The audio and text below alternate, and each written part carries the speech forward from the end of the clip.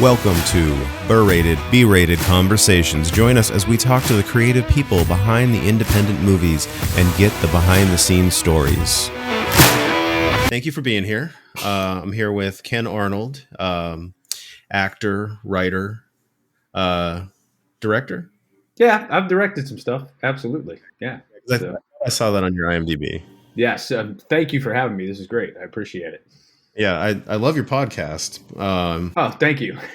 Appletinis with Ken and Dan and sometimes Johnny G. But, depends.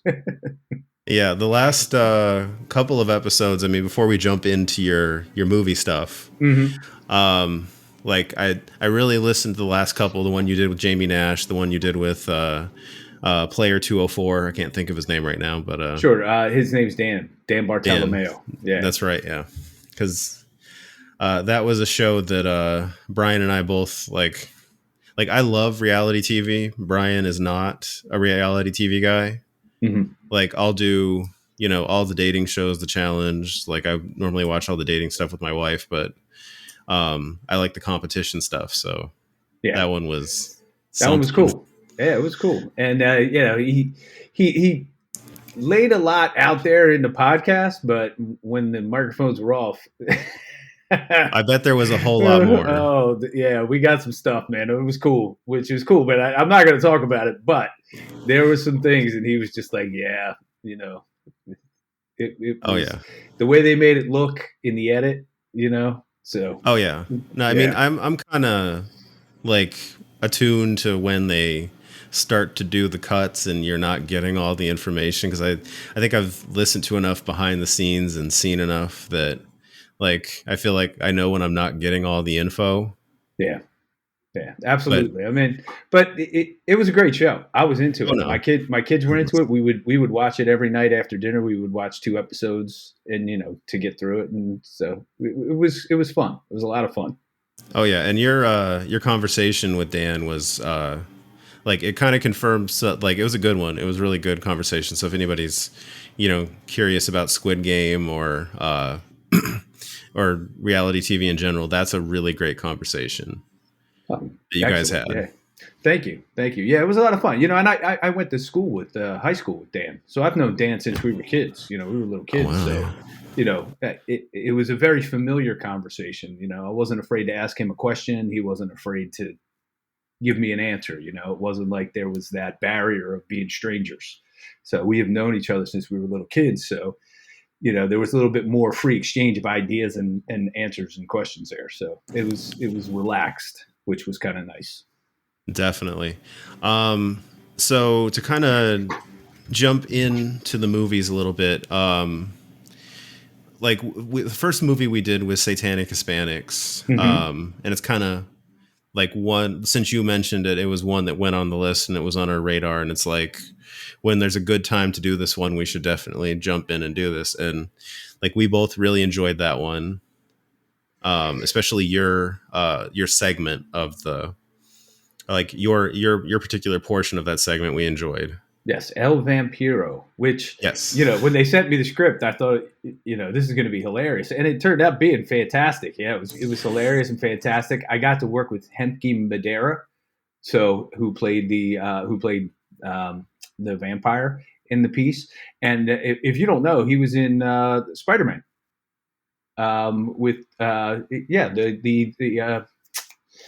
With the newest Spider-Man. What's his name? Oh, Tom Holland. With Tom Holland, he was in No Way Home. Yeah. Yes, he not the last one. He was in the first one with Tom Holland, and okay. he played the what do they call those small shops in New York?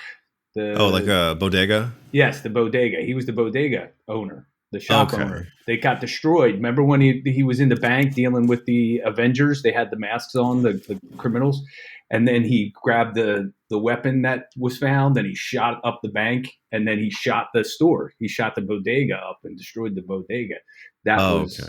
So he played that store owner, Hemke Madera. He was also in Kaleidoscope with Giancarlo Esposito recently. That was on, I think it was Netflix. Kaleidoscope was a series. I don't think I've seen that one yet. Pretty good series. I gotta check that out. Yeah.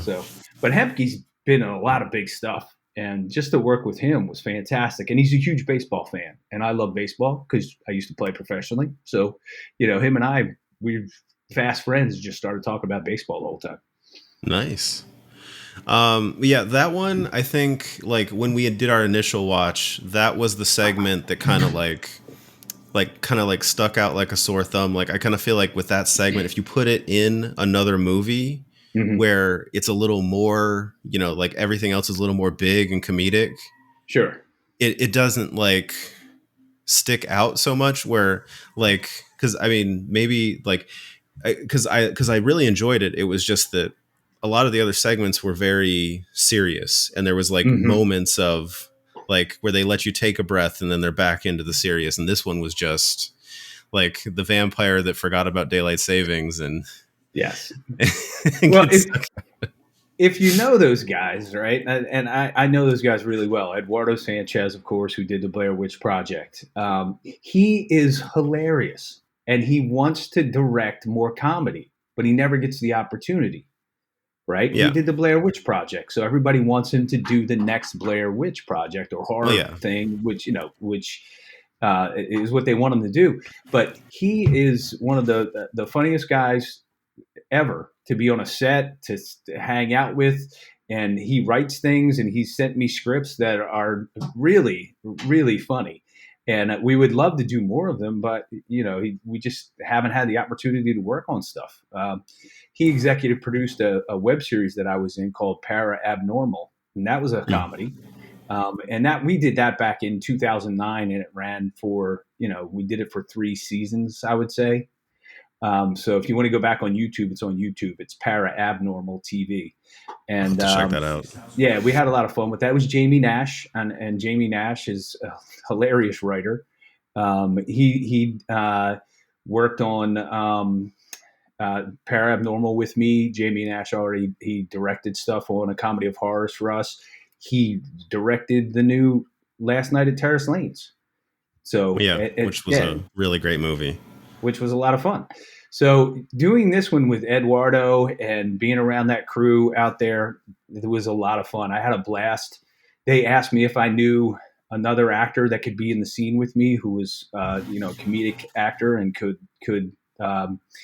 do the scene. And I recommended Darian Rothschild, and he did an amazing job in the scene with me. The other cop, he was fantastic. Oh We no, just you we guys had were. Yeah. yeah we had Sorry, a go ahead. great time. Go ahead. Yeah, no, like you guys were great. Like I thought, like the scene, it's like it's light, it's goofy, it's kind of like a comedy of errors kind of feel to it. And then you guys come and like everything gets serious for a second, and it like I don't know if you've ever seen. There's these like skits on YouTube. It's like improv everywhere, and um there was this one. It was like can I get a napkin please, and every like this food court musical thing. Mm-hmm.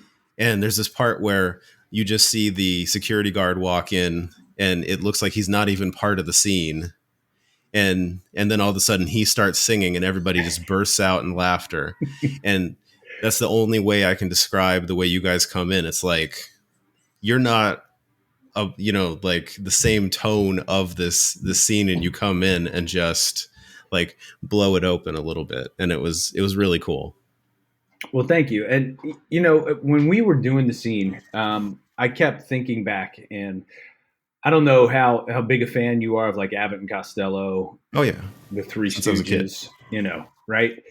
That's what it felt like to me when they were describing it. Hey, this is what we want. This is the kind of thing. And I was thinking to myself, it's kind of like Abbott and Costello meets Frankenstein. You know, Yeah. it was that kind of a feel to it. And when we went and did it, and we must have done, we did a ton of takes, and to be honest, I kind of thought they left the best takes on the cutting room floor because I did some crazy things, and they were pretty funny, and I had the whole crew was laughing while we were doing it, and but it turned out great. Don't get me wrong, I loved what they put on the screen, but they gave us the freedom to play with it. You know what I mean? They let us do our thing, and then they went back in and they cut it together. So Okay. and that's the good thing. Here it was scripted, but they were like, "Hey, throw stuff in there, do what you want, have fun with this. That's what we want. We want it to be light and funny. So we ran with it. Darian did a great job, and Hemke was fantastic. And we just and it was 4:00 in the morning when we were shooting. Oh that. wow! Oh yeah, it was late. It was really late when we shot that. We got there I think I got there at 5:00 and 5 p.m. and we didn't shoot or start shooting until midnight, and then we did our stuff till about 4 or 5 in the morning. So, oh wow! Yeah, it was a long one. No, it was. I mean, I definitely, because I had heard somewhere that basically it was like with Satanic Hispanics, it was a bunch of directors. They did one certain style, and they wanted to use this to kind of do something they're not comfortable with, which I always appreciate that like you can see like a Peter Jackson thing, and Peter Jackson is really great at what he does, but we've already seen him do that, and it's like, but what if he did this? And it's like, and I thought that was a really cool way of handling these segments, because it kind of like feels more like a big swing as opposed to I've done this 100 times. Yep. Yeah. When you're watching the movie, like you said, you got that serious tone. The first story is pretty serious, and it was a great story. I really enjoyed that one. That was one of my favorites. The guy with the cell phone, and he would go like this in the doorway, and you would, and doing the I don't want to give away. Yeah. Yes, I don't want to give away too much, but I thought that was fantastic. And then it takes the comedic turn, our piece a little bit lighter, and then it goes back into the more serious. There was one near the end that was more comedic as well. The Hammer of Zanzibar. That is easily my favorite of like, as far as like, if you're looking at it from like a sum of all the parts, like it's kind of like the thing that, when we're watching a movie, we're kind of like, that's it. That's the sweet spot right there. It's like the timing is there. The comedy is there. Like everything it's tight. It's succinct. I've seen everything I need to see. You've allowed me to kind of fill in the blanks on my own a little bit, but you give me enough to feel like I have the story. Yeah, that was my favorite part of the movie too. The Hammer of Zanzibar. I thought it was hysterical. So it was really good. Yeah, when we saw it, when we had the premiere and I watched it in the theater, I was laughing out loud the whole time that segment of the film was on. And that's the beauty of it. They didn't spend a lot of money on this. And it looks like they spend a lot of money on it. Oh no, it does. Yeah, which is fantastic. And when you can get a filmmaking crew, a production crew, and, that can go out and they can stretch their money and make something look like that, you got something. It's gold. So, and that was the fun thing about it. And it did get theatrical distribution, which is fantastic. Not many independent films get that these days. I know it's kind of hit and miss with that, and some of the ones that we've talked to people that get theatrical release, it's like they'll get like a limited run, or it's like kind of like the outlier with all that was like the Terrifier 2, where it just blew up. Yep. Well, Terrifier 2 is its own like subgenre of the genre, of horror. Gore. I would say gore, because that's what. It's pure gore. Yeah, it's hardcore gore, and it's its own like almost subgenre. It's so hardcore that it's in your face, and people love that, and that's why it blew up so much. And like I said, I don't know if I told you this before, but we met those guys, and those guys are fantastic. Just to have a conversation with them, you would think that was, hey, what do you do for a living? We make hardcore horror movies. You wouldn't get that. You know what I mean? Yeah. You wouldn't get that at all. You would just get, these really cool guys that like to hang out and have fun. So, yeah, they were great. Yeah, that's awesome. Kind of moving on a little bit to Terrace Lanes. Like, so what was the origins of Terrace Lanes? Terrace Lanes was, this is what happened. There was a bowling alley in Frederick, Maryland called Terrace Lanes. And I actually have a hat from it right here, Terrace Lanes. This is a hat that I picked up while I was working on set there. I don't know if you can really see it. It says Terrace Lanes across the front. But there was an actual bowling alley in Frederick, Maryland called Terrace Lanes. And it got bought, and it was going out of business. And they were going to tear it down, and they're going to put up condos, which Oh they've wow. done since the movie. They've torn it down, and condos are going up right now. But they had 2 months to shoot a movie in there, and they could do whatever they wanted in the place, and usually when you try to do a horror movie, you want to do it someplace where you don't get in trouble for getting blood on the carpet or on the walls, or you know Yeah. so if you wreck something, it's not going to be that big of a deal, right? um, and they were approached by uh, a production company came to them and said, hey, we'll give you money if you can make a movie in a short amount of time. And they said, okay. They went out to a writer out in LA, Jenna St. John. She had a treatment for a horror script that takes place in a bowling alley. And they took that treatment. They were like, all right, well, we're going to run with it. So they took the treatment. They passed it off to Adam Caesar, who was a horror writer. And he took it and he wrote on his vacation in Ocean City, New Jersey. He wrote the script in about Wow. a week and a half. And then they passed it on. And all of this happened so quickly because they only had 2 months to get it done. And this never happens, something that fast, But we don't have a script. What do we do? Oh, we got a treatment. Okay, it's in a bowling alley. Let's run with that. Then they go and they get this guy, who's never written a movie script. All of a sudden, he's got to crank out a movie script. So he cranks one out with the help of the director, Jamie Nash, who they brought on board to direct. Jamie Nash is a screenwriter. That's his number one thing. But he's also a director, and he's a great director. And he kind of guided Adam to write this script, and they went back and forth. And within a week and a half, 2 weeks, they had a script. And then they went right into pre-production, and they had 2 weeks to pre-product, and then boom, we were right into it. And we shot this film in 10 days. Wow. So, and when you're watching it and you go, wow, you guys shot that in 10 days, because there's a lot of action, there's a lot of gore, there's blood, and those things take time. Those things take a lot of time. We set a guy on fire. You don't think that takes a lot of time to set up, Yeah. make sure safety? What? It takes a ton of time. And, we got through it. And then it was probably one of the most fun sets I think I've ever been on. So I do have to say that was a lot of fun. But yeah, that was one of the things I could definitely tell. Like, when you're watching a movie and you get that sense that it's either one of those things like somebody doesn't want to be here because they're giving the mail it in performance, or you get the sense that like it's the collective experience and everybody's here and everybody's in it, they're focused. And with this movie, I felt like there were no wasted performances. Everybody was in character. Yes, there were no wasted performances. Everybody was in. Everybody was invested. Everybody was, everybody was just on board, and they knew it was going to be tight. Like, it was going to be rushed. It was going to be, so everybody came to set. Everybody was off book, ready to go. Nobody was fumbling for their lines or trying to remember anything. And, when you have that on a set, things go smoothly, even if there's a time crunch. And it was great. We're working with Francesca Capaldi. She was the Disney star. She was in Dog with a Blog. She came out from LA. She was great. We had a lot of great local actors. Wes Johnson came on board. He was the guy at the bar that I gave an Appletini to.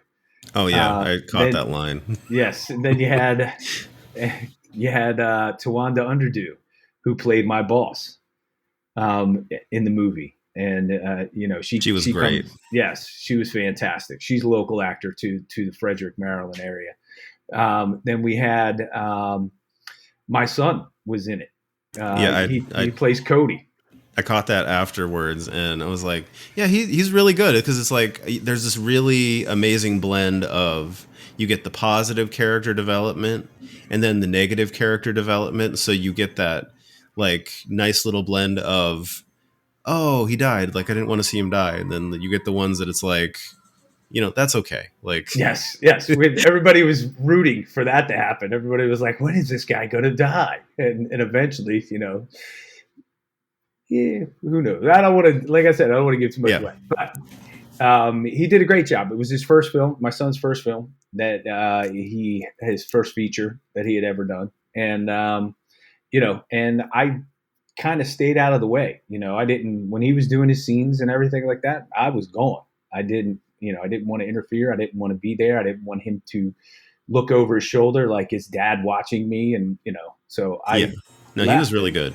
yeah, I let Jamie Nash take him under his wing and guide him through it. And they did a really nice job. He had some of the funnier lines in the movie. I will say that. He did. I mean, So, that's the thing. It's like the kind of the thing to like a not necessarily like a bad guy, but like, the character that, like, I don't want to say gray, but you know what I mean. Like mhm. the character where it's, you're not overwhelmingly liking them, that there's something to like pull you in a little bit, that you're at least engaged with them. Yes. Like he Yeah. did a very good job at that. Yeah. You love to hate him is what I tell people. You love to hate him, and then as he's going through his adventure in the movie, you know, you knew it probably wasn't going to be the best for him at some point because of the way he was treating other people at the beginning of the movie. So Yeah. But I yeah. mean, and that was the other thing with this movie, was there was this really awesome sense of like, we're having our opening, but we're going to keep in mind, we're going to keep it tight, keep it simple. You get to meet people, get to get a sense of who they are, but we're not going to, we're going to make sure that everybody gets, like introduced more or Mhm. less. Because some movies don't do that, and then you just see a character pop up and you're like, who's that guy? Yeah, exactly. You had Captain Pin. We met him. Oh We yeah. met the woman at the bar that he Yes. interacts with. She was fun. We met the woman who was at the ball return that was trying to keep her friend's perfect game alive. And then Oh, we that's met right. Yeah. the guy whose perfect game she was trying to keep alive. And then of course, I was like, all right, well then I guess I'm fixing this so he can bowl his perfect game. So, it was completely all around. We just had such good material to work with, written by Adam and then, being directed by Jamie. It was just there, it was all in the script. And when you read a script like that, and you're just like, wow, this is going to be a lot of fun to shoot. It kind of makes your job easy as an actor. You're like, wow, I get to say that. I get to talk about ancient Germanic bowling. This is great. And Yeah, that pyramids and aliens and UFO. I get to talk about that. Okay, this is great stuff. yeah, that was really awesome, how there's this, like, you can be in an extremely serious situation, but then there's like bowling trivia and like bowling puns and just like sprinkled throughout, so it's like this like comedic connective tissue, more or Yes, less. Yeah. yeah, and somebody looked it up and Okay. said that some of that was true. Hmm. Some of that monologue was true. I was I like, mean, okay. I I I don't know mean, enough to know, so yeah, I had to act as if it was true. I had to believe it as an actor, right? So I believed it. And then when somebody told me it was true, I was like, really? Wow. Okay. I need to do a little research on that topic. So, oh yeah. but it was fun. And the action in it too really pushes the movie because it keeps moving. There's no dead spots where you're just sitting around not doing Oh, anything. definitely. I mean, that was the. I'm glad you mentioned that, because the other thing I noticed about the movie was that it's kind of like, if you've ever seen like Scott Pilgrim, Mm-hmm. Yeah. like that's another one where the action tells the story just as much as the dialogue tells the story. Mm-hmm. And for some people, that's kind of a turnoff, but for me, it's like I think that's underappreciated, where there's no wasted motion, there's no wasted moments, that everything is leading to something. Yeah, and you're not as an audience member, and especially in a movie like this. As an audience member, you're just not sitting there waiting for something, waiting. They're pushing you to the next thing, pushing you to the next scene, the next line, the next, whatever. There was always something pushing you, and the movie is only 70 minutes long, which It's It's kind of perfect, it's kind of perfect short. length. Yeah, it's kind of short for Yeah. a feature film. But like you said, it's a perfect length. You're in, boom, we're into the story right away. Things get moving, things start happening, things, momentum picks up, momentum picks up, momentum picks up, and boom, movie's over. And you're just like, wow, I was just here for an hour and 10 minutes and I didn't even realize it.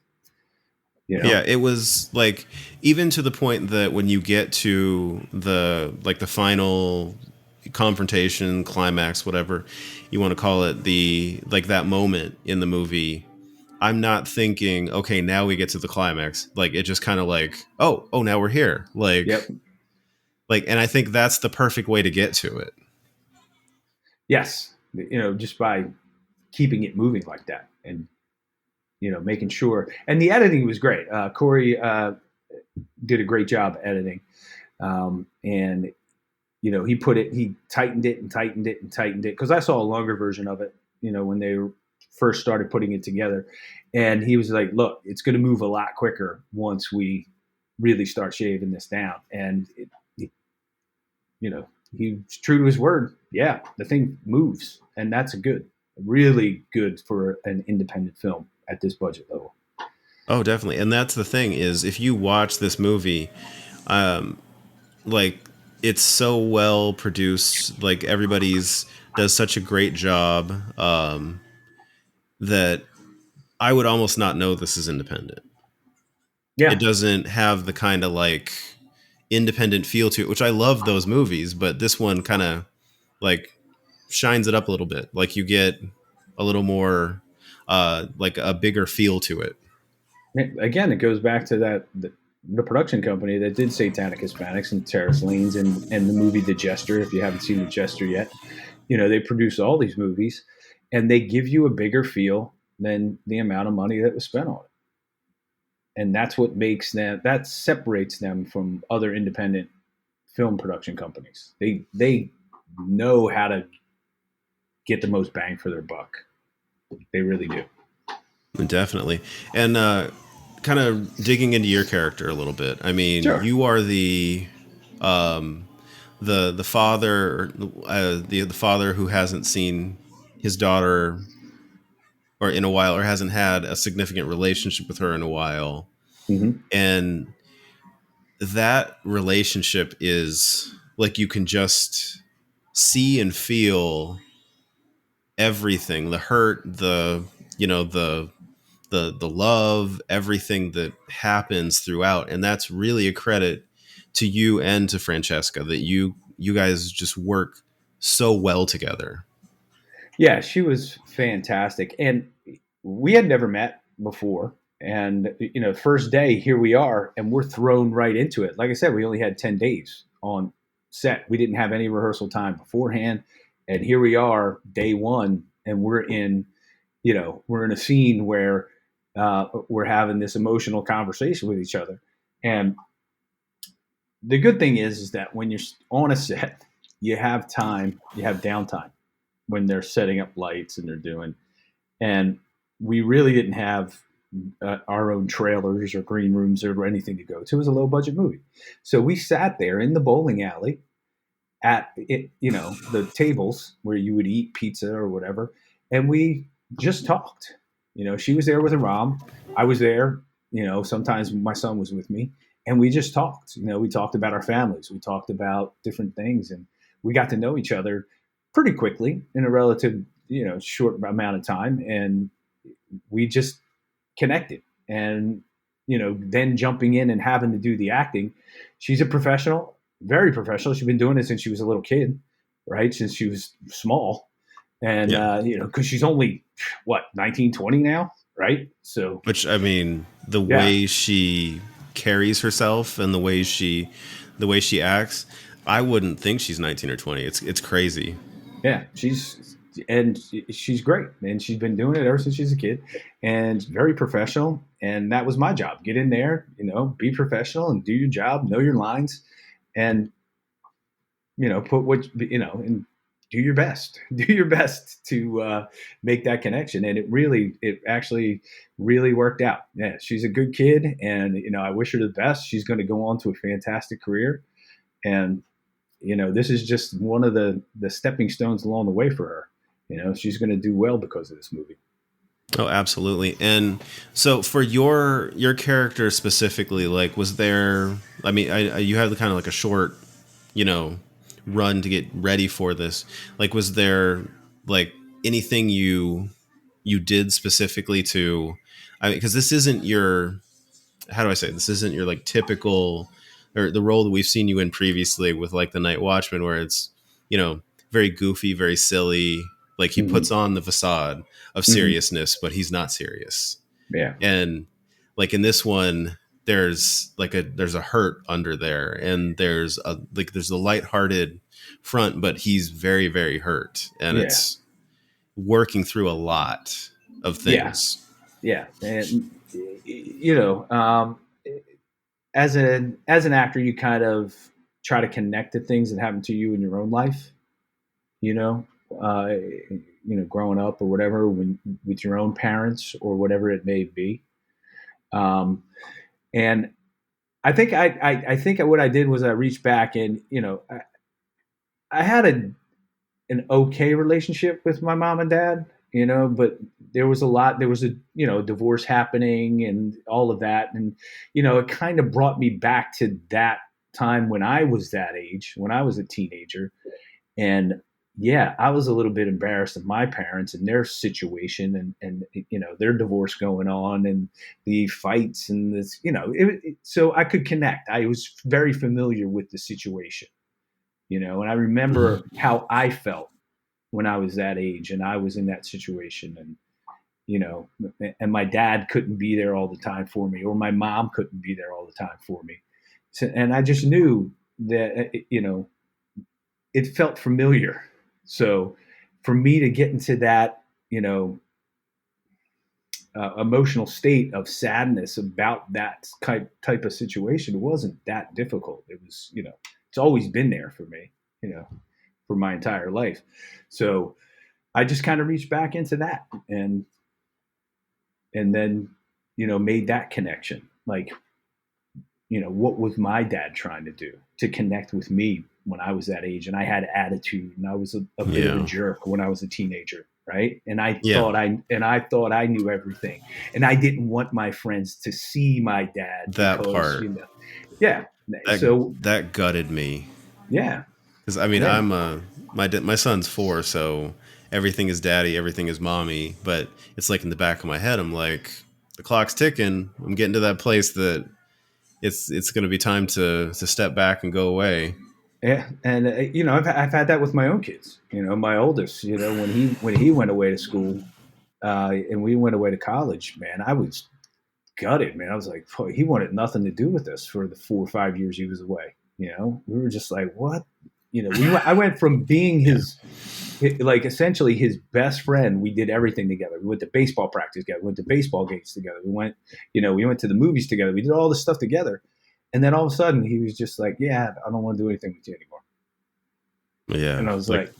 I was like, oh my God. I He doesn't mean, even want to see us.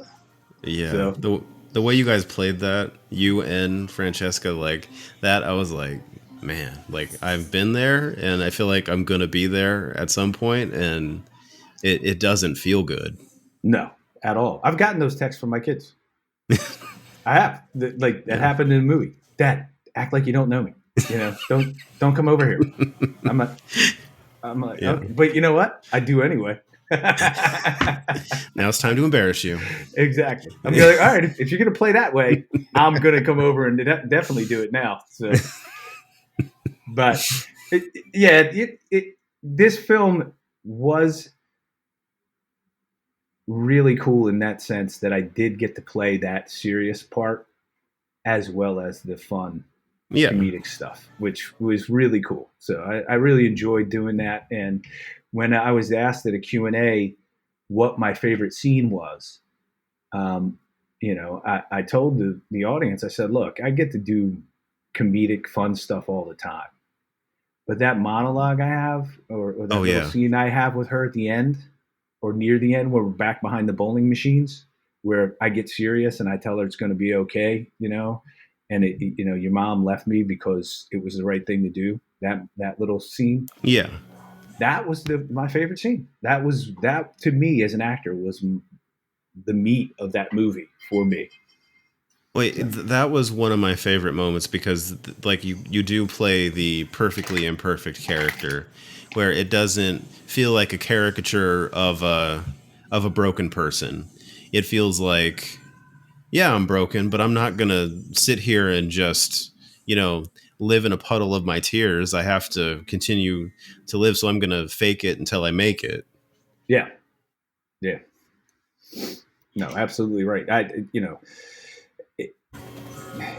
again, the way it was written really gave us a lot to to work with, and Adam did such a fantastic job writing that stuff out. And Jamie just said, "Look," he said, you know, and I've worked with Jamie on a number of different things. And when Jamie asked me to do this, I immediately said, "Yeah." He didn't even finish his sentence. "Hey, I'm doing this movie. You wanna?" And I was like, "Yep." So, but the thing with Jamie is Jamie allows me to be. He goes, "Be Ken." He goes, "Just be you and do what you do." And then in the edit, the too goofy stuff I'll take out. The serious stuff, the really good stuff, we're going to work with. We're going to keep in. And he goes, "I know you can do it. I've seen you do it. So just go ahead and dive in and really. I don't want to say chew on the scene, but go ahead and do what you have to do in this scene to make it happen." And he gave me the freedom to do that. And I thanks, because I'm going to use that on my demo reel. Absolutely, that scene is going on my demo reel, and it's going in as a drama piece. It's not going in under my comedic stuff at all. So That is definitely a good one. yeah, And as far as like the bad guys in this movie, the I think I can say this much: the mathlete cult. yes, They're very different. They're very entertaining, they and are. it's They a are. little goofy, a lot serious. It's very quirky. I Yes. wasn't ready for that one. So Christopher Walker, who plays the head villain, the cult leader, again worked with him on a comedy of horrors. He was our killer in our short film in a comedy of horrors. But working with him, he's fantastic. He plays such a creepy bad guy, and he just has that look. And he dives into a role like that, and he just has fun with it. Some of the stuff he came up with that hit the cutting room floor was hilarious and brilliant. And you can only use so much of it. You know what I mean? You can only Yeah. use so. But some of the stuff he did, I mean, he's great as the villain, and just having him in the movie just raises it to another level. It really does. Oh, definitely. Um, the my favorite reaction of his is, without saying too much, like when the rock and bowl starts and he starts yelling about the music. I was like, that is Yes. so good. We had a blast with that. When the lights were going, the music was playing, and yeah, we had a lot of fun with that. And I I don't want to say too much, but I have a really cool video of what happens between him and I in this behind the scenes video. That one day I will release. I'm not going to release it yet because I want the movie to be out there for a while before I put this out there. What I might do is I might approach the producers and say, "Hey, you should put this on the DVD extras, the Blu-ray extras, because it's a really cool video Oh, that that we would be shot." fun. Yeah, so I think I'm gonna save it for that. But Chris Walker, yeah, he plays a great bad guy, but in real life, he's one of the nicest, funniest guys you'll ever work with. He's a blast to be around. Hopefully, we'll get him in another movie coming up because we're going to be doing some more stuff, and definitely want to have him on board because he's so funny. So, Oh yeah. And trying to think if I have any more questions I didn't think of. Oh, the ending. Like, without saying anything about the ending, mm-hmm. that ending, I wasn't. 100% like thinking, oh, this is where it's going to go. But then when it gets there, it's like that could very likely happen. And like I was like, that's a good ending. Like it's a really solid ending. Because as you're sitting there watching the movie, you're like, there's no way to get out of this. There's no way. Because And then, because there's like without saying anything about it, there's yep, I'll motion, but there was like they look at yeah, and I was like every little piece just kind of like ties into something. yes. And I mean, you got to see the movie if you haven't seen it yet, guys. If you're listening And to this, you yeah, got to see it, and you're going to sit there when you get to this point in the movie. You're going to be like, "What? There's no way out." But you got to yeah, watch the movie to find out. it's a really solid one. Yeah. And we can kind of go into we call it our hard hitting questions. They're not Sure. really that All hard right, hit hitting. me. Hit me. I'm ready. But we're always working on our list and adding to our list. And is there any horror, independent horror that you could that you've seen that you could recommend to us? Independent horror that I have seen that I would recommend. Not I haven't. I'm going to a premiere on Thursday night up in Baltimore. The Haunting of Cottonwood. I'm going to see that. But I'm trying to think. What have I seen recently? Trying to remember independent horror that I've seen. Oh man, you stumped me. You stumped me. Oh no. This is a hard hitting question. No, if you can't think of any, that's fine. I can't think of anything right now, but I know I watched a couple. I know I did, but I'm just they didn't stick with me. They didn't stick with me though. No, that's fine. And like if they didn't stick with you, it's probably not. Yeah, I'm just like, So one of the guys who's I met on the set of Terrace Lanes, big horror fan, and he texts me almost every day. He's like, "Hey, did you see this horror movie? This low budget horror movie?" Because that's what he does. He watches low budget horror movies every day. And then I go check them out, and I go, "Oh yeah, that was okay. Yeah, that was okay." But yeah, some of these independent horror films, man, they're really good. They And are. they just get lost, because yeah, they don't get any it's promotion. They don't get anything, and they get lost.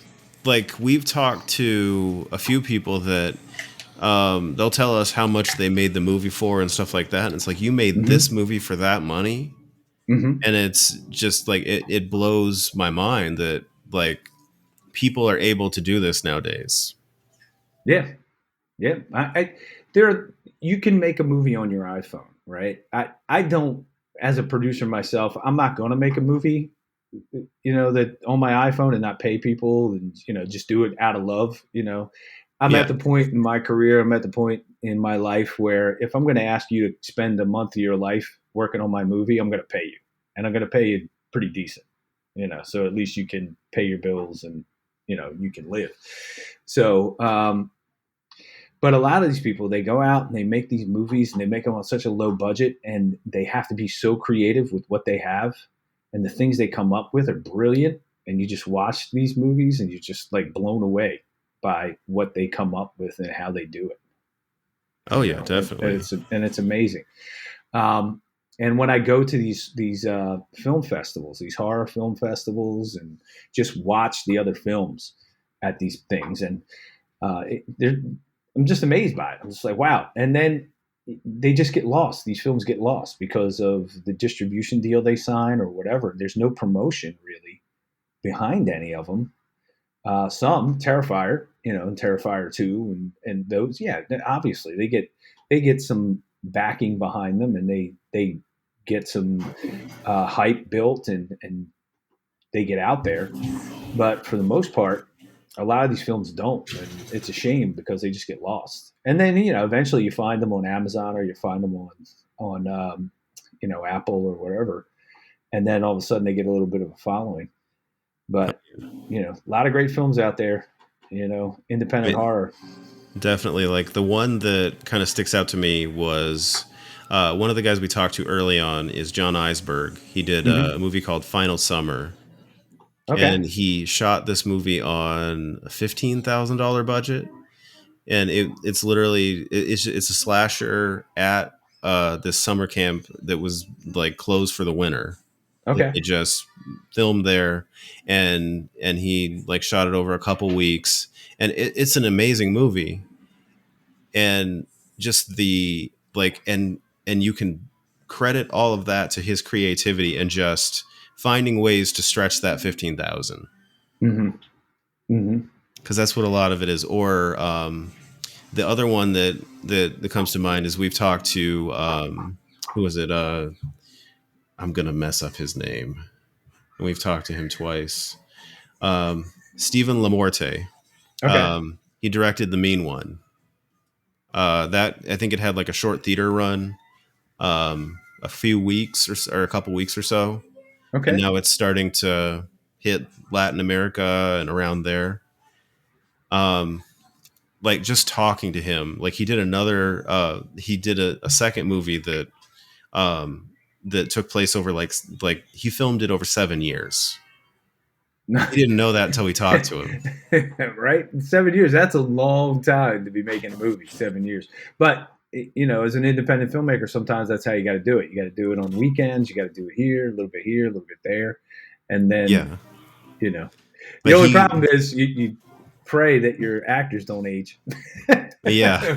or you write it into your story. They getting older as they go. So Oh yeah, but like he explained like because all that like his whole movie was shot in front of a green screen because it was that's fantastic. Yeah, like a that's great. zombie noir thing. Okay.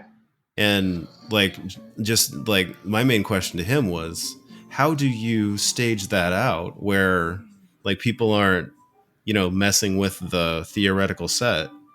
And he's like, you just plan it out, and then like it's like 7 years later, he's like, I figure out the lines I need, I have people Mm-hmm. stand in a certain place, and then we get it. And like his just sense of story. So there is a real like like a can do creative drive in a lot of these. Yes, absolutely, absolutely. Like I said, I'm going to one on Thursday night. I'm looking forward to seeing it and on the big screen and see how they managed to do this film on the budget that they had.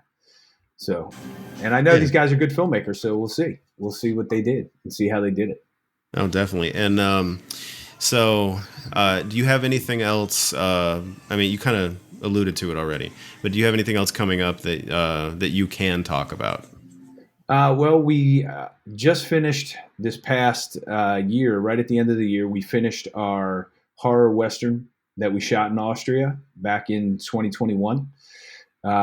It took a little bit of time in post production, a lot of special effects, and we had some issues with post production people. We had to release some people from post production, and then we had to hire new people. So it took a little bit of extra time, more than we had hoped for. But we finally got the film done, and we took it to the American film market back in the beginning of November. A lot of interest in the film there. We've been having talks about selling it and getting a distribution deal. A lot of people interested in the film, but I don't know how much you know about independent film distribution, but it is not the best for Yeah. the independent filmmaker, and I know that. I've already produced two films, signed in distribution deals, and both of them weren't very good. Even though one of our films, The Night Watchman, did fantastic around the world. And anytime we do a horror con, no matter where we are, people are just coming up to us constantly saying, "I loved your movie. I loved your movie." Okay, but where's the money for the movie? I Yeah. know where the money is. The distributor has it. I don't That's all have the it. money. Yeah. Yeah, I don't have it. So with this one, we're taking our time. So A Town Called Purgatory is a horror western. we're taking our time and we're going to go through these deals. And I really think that there are a lot of distributors out there who don't like me anymore because I tell them your deal is terrible. I'm not signing this deal unless it's X, Y, and Z. You're not getting my movie. Well, they don't like that. So I'm like, okay. But then 2 weeks later, they contact me back and they go, hey, anybody else come along yet? We'd like to go over the terms again and talk and maybe try to work something out. So I know they know the movie's good, and I know they know the movie's going to make them money. But my job for my investors is to make sure we make our money. Oh yeah. Right. That's my job. And right now I'm taking my time, and I will hold on to this film as long as I need to until I find a deal, distribution deal, or a straight sale of the film to a distribution company or whoever wants to buy it. I'm going to hold on to the film till I find the right deal. No, So. I can see that because who is it? I talked to Sophia Cassiola. She directed this. It's very different. It's like kind of like there's only two of these that I've heard of recently. It's kind of like a tandem thing where like they make one movie to lead into another. Mm-hmm. And they're both released at the same time. And hers was End Zone 2 and the Once and Future Smash. And it's basically like this 1960s badly made giallo movie that about a killer who wears like the old pigskin helmets and runs around with the football and murders people and then like the movie, like without saying a lot or too much about the movie, that like it's kind of like tied into a documentary, and all the talking heads are just like people you've seen in horror movies, like Adam Marcus, Lorraine Landon, I think Miguel Nunez is in there from Friday 5 or Part 5. Like, so it's, people you've seen before. Yeah. And she was telling me that she's like, as far as streaming goes, she's like, I'm going to take my time on getting a deal because the deals are just terrible. They are. Right now, they are just, to be honest, it's organized crime. They're just stealing films from filmmakers and that's insane. Not paying them anything. And it is a shame. And, at what point do the filmmakers go, all right, well, we're going to not jump at the first deal we get offered. We're not going to do that. And we're either going to do it ourselves or we're going to wait. We're going to band with the other filmmakers, and you guys are going to be forced to have to finally, negotiate and be fair. That's all we ask for is be fair. You know, and forthright and with your numbers and things like that. And they're just not. You ask these people for numbers. How many times did it screen here? How much was there? Oh, well, it did this. Okay, well, it's great. But we're going to have to charge you for marketing expenses. Well, where's the marketing stuff? I didn't see anything. What did you promote? What did you do? Where's, these seem like phantom expenses to me. What's going on? And they can't provide the, okay, well, where did that $60,000 go then that we just made through streaming? Where'd it go? Oh, well, we had office expenses we had to travel to this film market. Yeah, but my film's already sold.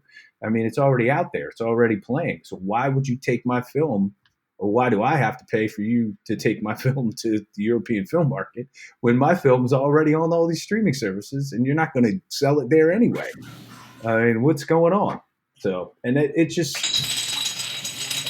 it's frustrating. And I wish that the system would change, but I also know why the system's in place, because they want to keep, filmmakers where they're at. They don't want to become successful because they don't want you to get too big, because then they would lose what they have. It's a power thing. Yeah. They want the power over the filmmakers.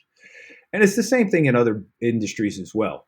I mean, it's the same thing in alcohol distribution, beer distribution. It's the same deal. You got to go through a distributor, and you wind up paying them the lion's share of the money, and you wind up making next to nothing. It's ridiculous. So. Oh yeah. Yeah, I Hopefully it'll mean, change. I I don't hope know. so, because I see the work that you and all of these other filmmakers, put into making movies, and like, I mean, I don't want to say that it's like an over distribution sometimes that just kind of like, makes a seemingly good deal terrible just because like everything gets lost in the shuffle. Because like if you look at Tubi, like you really have to go out there and kind of advocate for your movie. Hmm. Otherwise, it's going to end up 6, 7 searches deep, and nobody's going to see it unless they have a history of looking for something specific to what you made. Hmm.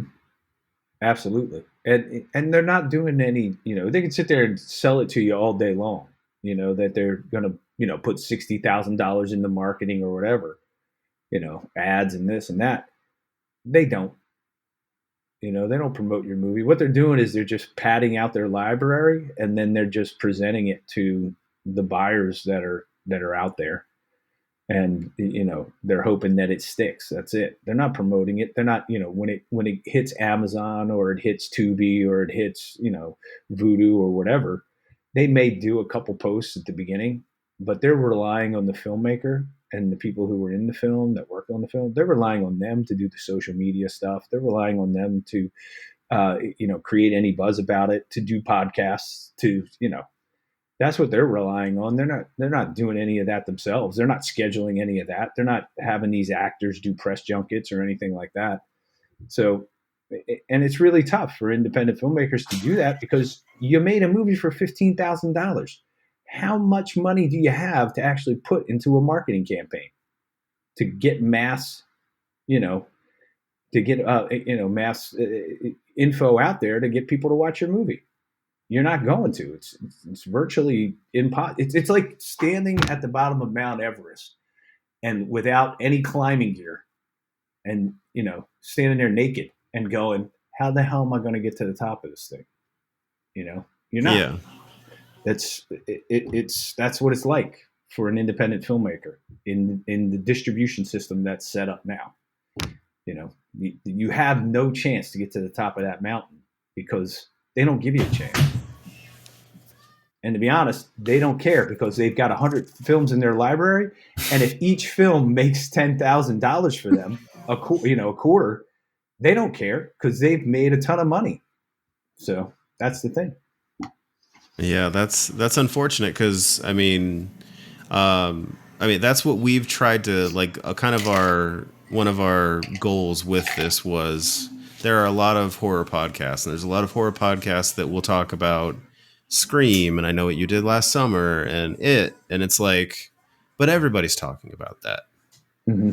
and less people are talking about these, and it really is an underserved audience because I've looked on like Reddit and other places, and like people really get into independent because I can only see the same plot so many times before I'm like, now that guy's going to do this, and then he's going to do this, and this is how it's going to end.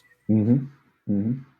And you Yep. don't kind of get original stories out of big budgets so often. No, not anymore. No, everything's a formula. They have to hit X, Y, and Z in every project that they do. And if it doesn't hit those things, then they're not gonna they're not gonna do it. They're not gonna produce it. At that level. Yeah. So yeah, it's where it's the independent films, and unfortunately, a lot of really good independent films get buried, and you just never get the end because you don't know they exist. You don't know they're out there. A great Oh yeah. story, great film, looks fantastic, well written, well acted, has great music, great editing. It's got great cinematography. It's got everything, but doesn't have a star name. Wasn't in Sundance. But Yeah, it doesn't have the right person on the poster. yeah. It's like So I kind of like, as much as I love the like. Yeah, bud. Okay, give me a minute. I'm almost done right now. I'm gonna wrap up. Like the because we kind of talked to early on, we talked to Dave Sheridan. I think we met Felissa Rose, and like they She's a do lot of like fun. Yeah, she's cool. super fun. Yeah, Yeah. they're both really really cool people, and they do like 40 movies a year, so they'll do like 3 days here, 3 days here, whatever. Because I get the advantage of it that you can bring in a little more money for your movie if you can put, Chop Top, Felissa Rose, whoever on the poster, because it's the hope that it draws more eyes. Yes, absolutely. Absolutely. It, moving forward, here's probably what I'm going to do when I produce movies. So instead of going out, what we're doing now is we're going out, we're finding investors, and then we're making a movie, and then we try to sell it. All right. Mm-hmm. So moving forward, and I think this is probably the best way to go about it, is to do exactly that. Go to these distribution companies, go to these sales agents, go to these, and present them an idea that has that face, that has that, that they know that they can sell in, 10 markets overseas. And that's how you raise your money to make your film. You pre-sell it in those markets, you take that money, and then you have your money. You don't have to find investors. You don't have to worry about investors' money or losing investors' money. Now. You've already pre-sold the rights around the world before you even, shot a frame, and then you just do it that way. That's how you raise your money to make your movies. And I think that's what we're going to do moving forward, my production partners. We're going to start doing that. So. Stop. Well, final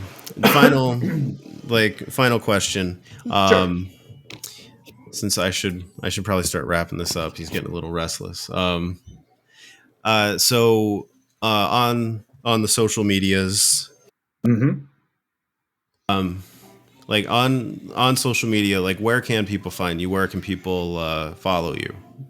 People can follow me on Instagram at Ken Arnold Actor. And they can also follow me on Facebook at Ken Arnold. They can follow me on X. I was going to say Twitter. Oh, yeah. Twix. They can follow me on X at Ken Arnold Actor as well. So, they can follow me there. I also do a podcast called Appletinis with Ken. And we do that. We're on Spotify. We're on Apple. So, and we have actors come on, and we like to talk about what's going on in their life, but we also like to talk about the positive things that they do in their daily, in their daily routine that keep them on track, to keep them trying to achieve their goals that they've set out for themselves. So that's awesome. Yeah, I love your podcast. It's thank you. Excellent flow, great conversation. I think that's the, no matter what the subject matter, but I mean, I'm interested in your podcast, but like the flow is definitely there. Well, it's not thanks to me. It's thanks to Dan, because he keeps us on track. He keeps us moving from one thing to the next. Me, I talk all day. I'll just go, and then I'll go off on a tangent and talk about something else. So he's got to kind of keep me reined in. So, which is good. That's why I have Dan. So yeah, that's awesome. Well, thank you for being here. And thank you for having me. This has been great. And everybody should definitely check out Last Night at Terrace Lanes. Check out Satanic Hispanics. They're great films. And the Town Called Purgatory. Yes. Once we do our distribution deal, which hopefully will be soon, we've been contacted by a ton of different people getting ready to do our deal. A Town Called Purgatory. And it's a horror Western. And we shot it in just south of Vienna, Austria, believe it or not. A schnitzel Western, we call it. Awesome. So, well, we'll have to have you back on when that comes out. Yep. Hopefully it'll be out by the end of the year. So I'll be back on again. Awesome. In a year. This will be great. All right. Thank you. All right. Thank you. Thank you for listening to this podcast. This podcast is available on all major podcast networks and YouTube. If you like what you're hearing, please follow, like, and subscribe. on Instagram, TikTok, and Facebook.